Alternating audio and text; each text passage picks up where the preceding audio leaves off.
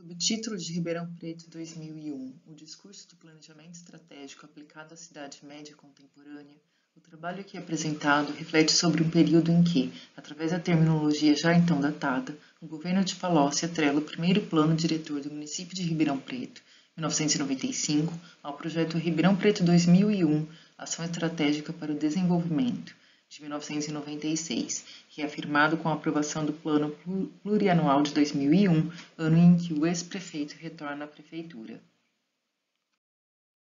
A cidade de Ribeirão Preto, no interior do estado de São Paulo, está situada na parte nordeste do estado e em 2016 se torna a sede da primeira região metropolitana fora dos limites da chamada macrometrópole paulista, formada então pelo aglomerado de 34 municípios, como mostra a imagem. Verifica-se de forma clara os fenômenos contemporâneos de extensão e descontinuidade urbanos, não apenas derivados de loteamentos periféricos para a população de baixa renda, mas sobretudo de empreendimentos habitacionais e de comércio e serviços de alto padrão, reforçando a divisão e segregação socioespacial historicamente presente na cidade,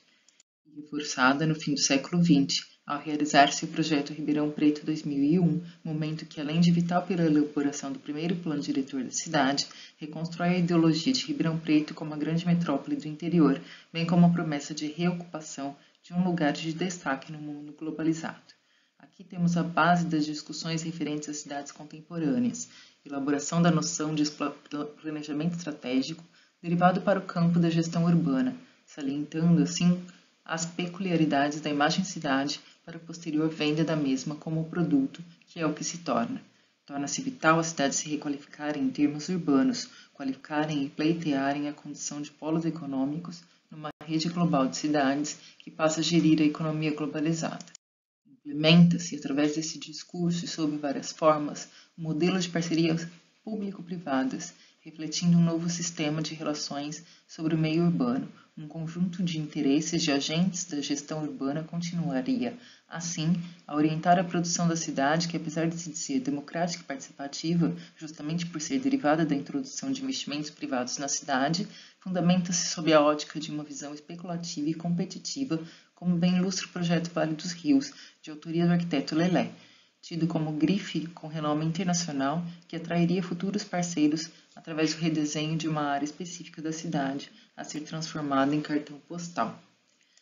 Relacionado ao Plano Ribeirão Preto 2001, para o qual havia necessidade de revitalização do quadrilátero central, especificamente da região pejorativamente chamada de Baixada, esta se torna alvo, na segunda gestão de Palocci, no início dos anos 2000, de um projeto emblemático e controverso. Trata-se da tentativa, talvez última, de inserção da cidade no nível de competição interurbana estimulada pelo planejamento estratégico, já que tal tentativa passava a utilizar também da estratégia de grandes projetos e nomes reconhecidos para a promoção urbana e, portanto, bastante vinculada à questão cultural contemporânea contida no mesmo, visto que inserida na criação, reformulação de imagens a serviço do capitalismo avançado ou tardio. Segundo acreditava-se à época, para a região da Baixada dos Córregos, área histórica de Ribeirão Preto, um projeto de grande vulto faria, caso executado, com que a região do Vale fosse profundamente alterada por um conjunto de obras. Segundo divulgado, a Prefeitura pretendia transformar, até 2002, a Baixada no novo cartão postal do município,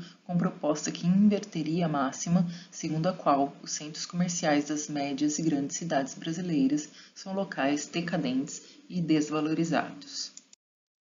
Pretendia-se que o projeto de Lelé estivesse todo reconfigurado até 2002, bem como o projeto do Centro de Convenções de Ribeirão Preto a ser realizado pelo arquiteto Oscar Niemeyer. Segundo publicação do jornal, ambos fariam parte de um grande projeto urbanístico idealizado pela gestão de Palocci e simbolizaria o início de uma ampla reforma no centro da cidade. O que Palocci busca é fazer de Ribeirão um cartão postal na área de negócios, educação e saúde, fazendo parte de uma rota internacional de convenções. A localização do mesmo, colocada aqui na imagem à esquerda, é de suma importância, pois ilustra um novo momento cultural que não se trata mais de planejamento urbano, mas de puro marketing urbano.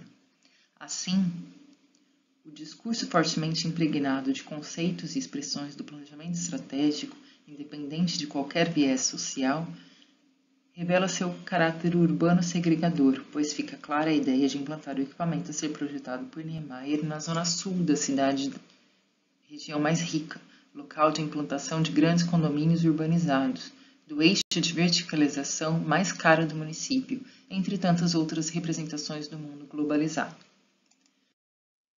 Sob a camuflagem do sucesso que seria alcançado de forma generalizada pelos projetos citados, existem problemas sociais e econômicos muito sérios, que inclusive no caso de Ribeirão Preto, assumiriam um caráter geográfico, como caracteriza Harvey a respeito de outras cidades, na forma de cidade dupla, com a regeneração de um centro da cidade decadente e um mar circundante de pobreza crescente. Ainda que sem indícios de alcance da almejada requalificação da área central, o que de fato não ocorreu, em 2001 havia cerca de 25.000 favelados no município, além da alta taxa de criminalidade concentrada nos mesmos locais, de existência das favelas, espaços urbanos sem infraestrutura em água, esgoto, em alguns casos sem energia, além de extremamente adensados em relação aos locais nobres da cidade, como vemos na figura apresentada.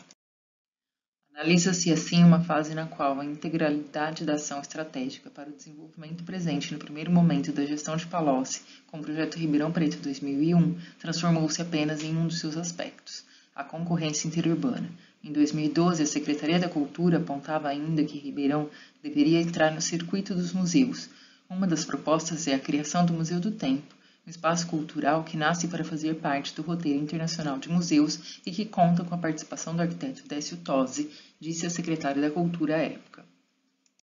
Em Ribeirão Preto, o processo observado não é diferente das demais cidades de grande e médio porte do país. Há, inclusive, agora também pelas cidades de médio porte, uma disputa acirrada por investimentos de ordem pública e privada. As cidades são escolhidas como subsedes dos Jogos Olímpicos, como novas receptoras de filiais industriais e como polos de cultura que, transformado em produto e ou serviço de grandes cidades, tornou-se o grande fetiche da cidade contemporânea.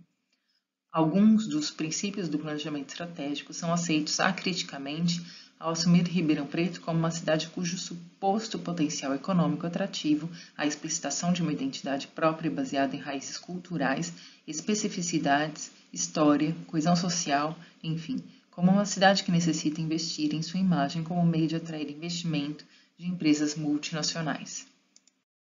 Neste âmbito, percebe-se o crescimento ou ressurgimento se considerarmos que Ribeirão Preto já teve o título de Petit Paris do Brasil, sendo uma das únicas cidades da época a ter 2 teatros,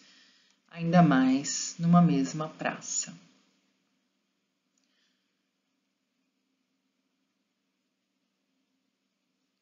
Do interesse, pelo menos por alguns, em fomentar a atividade cultural, enquanto percebe-se que a cidade, como município polo receptor de investimentos no setor terciário e com empreendimentos relacionados à cadeia produtiva do setor sucroalcooleiro, localizados em vários municípios da região, deixou de ser grande produtora tanto agrícola quanto industrial para ser, simplesmente, sede, com tudo o que isso implica hoje, a começar por grandes visíveis diferenças sociais.